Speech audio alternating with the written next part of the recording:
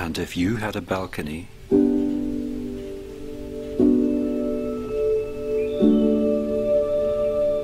and I was a songbird, I'd light on some faraway briar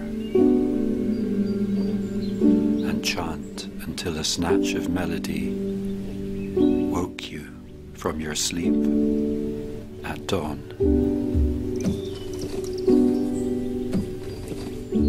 And my melody would be clear and true as your eyes, soft as your breathing, warm and passionate as your pulse.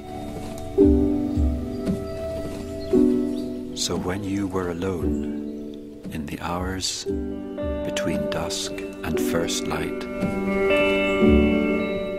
you would hear my song in your head,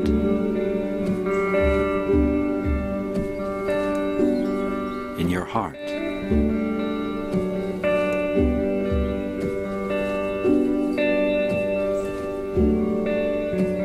Like the purest dream.